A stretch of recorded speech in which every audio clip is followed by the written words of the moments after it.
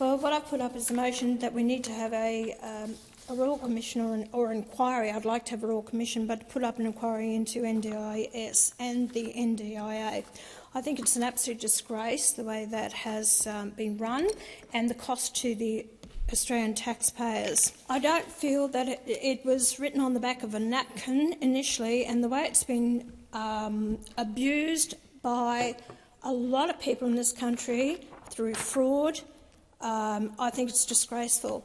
It was set up by parents who were worried about the future of their children and how they would be cared for, and this is why the scheme was set up. What has happened over the period of time and the context and assess risk, support coordination between 24 and 25, the NDIA data indicates a rapidly expanding and uneven support coordination market with significant fiscal and governance vulnerabilities. Over 254,000 unregistered, and my understanding now is around about approaching 300,000 registered and unregistered, but over 254,000 unregistered providers operated alongside only 16,000 registered providers as of June 25th.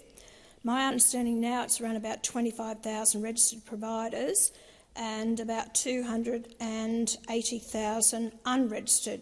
Support coordination expenditure exceeded $1.65 billion, yet measurable participant outcomes remain unclear. These patterns expose several strategic, financial and regulatory risks that could affect the sustainability and integrity of the NDIS, and that is exactly what has happened. Expenditure on support coordination continues to rise, approximately $1.66 billion in 24-25 without demonstrable outcome improvement. Spending growth outpaces participant growth, increasing fiscal pressure on the scheme and Treasury oversight. What have we seen here is, I just want to point this out also. To take a look at an immigration agents, take a look at another issue we need to look at is the immigration agents across Australia. Look to see if they are importing people as students or as new workers in NDIS and aged care.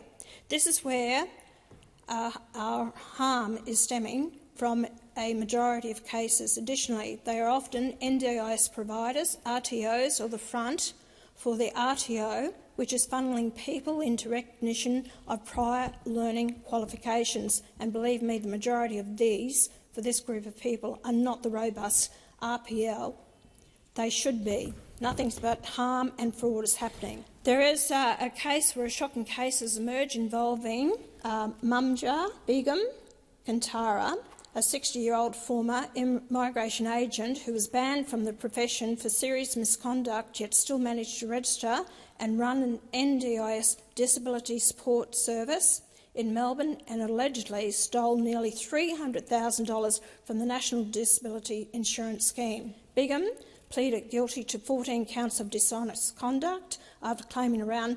$296,012 in payments for services that were never provided to 5 disabled clients between 2019 and 2022. Despite her migration agent ban for fraudulent applications and failing clients, she was able to operate the Elite Smart Community Care NDIS company, raising serious questions about oversight and how someone with a history of misconduct could be allowed to register so soon before sentencing. Government authorities had previously found she was not a fit and proper person to give immigration assistance, having misled clients, mishandled fees and lodged fraudulent visa applications. Critics say that this case reveals gaps in monitoring and fraud prevention in both the migration and the NDIS systems, especially where vulnerable people are supposed to be protected. Do you think stricter checks and longer bans should apply to people with proven fraud histories, or should systems be reformed entirely? I think they need to both. They need to be reformed, and these people with proven fraud histories should not be allowed to go into this scheme. Constantly I'm told by people that services are not provided to them, and we're getting ripped off by billions of dollars for people to actually walk their dogs. Oh, wow, and this wasn't just criticism. This was a full-blown exposure of a system spiraling completely out of control. The moment that motion for an inquiry into the NDIS was raised, you could already feel the tension building. But what followed wasn't just a policy disagreement, it was a direct and relentless warning that something much bigger is going wrong behind the scenes. Because let's be very clear about one thing. This scheme, the NDIS, was never meant to look like this. It wasn't created for luxury perks. It wasn't designed to fund lifestyles. And it certainly wasn't supposed to become a system where billions of dollars flow out with little to no clear accountability. It was built on something much more serious, something much more human. Parents, families, people genuinely worried about how their children would be cared for in the future. That was the heart of it. And now? Now we're looking at a system where the numbers alone are raising serious red flags. Hundreds of thousands of providers, and a huge portion of them not even properly registered. Think about that for a second. The people accessing the system are in the hundreds of thousands, yet the number of providers is exploding at a rate that simply doesn't add up. And at the same time, spending is skyrocketing, billions upon billions being poured into the system. Yet when you look for clear outcomes, measurable improvements, or real accountability, the answers start to get very unclear very quickly. That's the real issue here, because every time concerns are raised, every time questions are asked, what do we hear in response? More funding, more expansion, more vague assurances. But where is the transparency? Where is the control? Where is the accountability for how this money is actually being used? And this is where the situation starts to move from concerning to deeply troubling. Because it's not just about inefficiency anymore, it's about the growing perception, and in some cases direct allegations, that the system is being taken advantage of. When you hear claims about services being charged but never delivered, when you hear about inflated costs for basic tasks, when you hear about situations where individuals with questionable backgrounds are somehow able to enter the system and operate within it, it forces you to stop and ask a very uncomfortable question. How is this slipping through?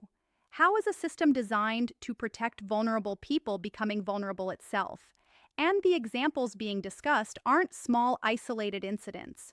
We're talking about cases where significant amounts of public money are involved, situations where the safeguards that are supposed to be in place appear to have gaps, serious gaps, that are being exploited. And yet, despite all of this, the system keeps expanding. More providers entering, more money being allocated, more pressure being placed on the overall budget. At some point, you have to step back and look at the bigger picture, because this isn't just a social policy issue anymore. This is becoming a major financial concern for the entire country. If projections are even close to accurate, the cost of this scheme could double in the coming years. That's not a small increase. That's a massive shift that has long-term consequences. And who ultimately carries that burden? The taxpayers. Everyday people who are already dealing with rising costs of living, higher bills, and financial pressure in their own lives. People who are being told that more revenue is needed, that more taxes may be introduced, that more contributions are required. So naturally, frustration starts to build, because the question becomes unavoidable. Why is the focus not on fixing the leaks in the system before asking for more money? Why is there not stronger oversight already in place? Why are these issues being raised now instead of being addressed earlier? Why does it feel like the system is reacting instead of being controlled? And this is exactly why the call for an inquiry becomes so important. Because without a proper investigation, without a deep, transparent look into what's really happening, these problems don't just disappear. They grow, they become harder to manage, they become more expensive to fix, and eventually, they risk undermining the entire purpose of the system itself. But here's something else that makes this even more significant. This isn't being framed as just one side's failure. There's a clear suggestion that this has been building over time, that multiple decisions across different periods have contributed to where things stand today, which makes accountability even more critical. Because if everyone can see the warning signs, if complaints are coming in from different directions, if the data itself is pointing to serious imbalances, then what exactly is stopping decisive action? Is it hesitation? Is it complexity? Or is it a deeper issue, a lack of urgency? And then there's the human side of this story. Because while all of this debate is happening, the numbers, the policies, the arguments, there are real people at the center of it. People who genuinely rely on this system for support, for care, for stability. If the system is being misused, if resources are being stretched, if funds are not being directed where they are needed most, then it's those people who are ultimately affected the most. And that's what makes this situation so serious. Because it's not just about money, it's about trust. Trust that the system is fair, trust that it's being managed responsibly, trust that the people who need help are actually receiving it. And right now, based on everything being raised here, that trust is being questioned in a very real way. Now, here's where the conversation really sharpens, because calling for an inquiry is one thing. Actually allowing it to happen, fully, transparently, without limitation, is something else entirely. It requires political will, it requires openness, and it requires a genuine commitment to uncovering uncomfortable truths, wherever they may lead.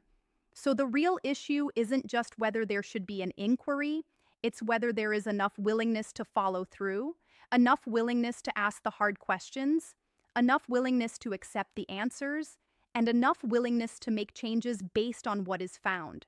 Because without that, nothing really changes.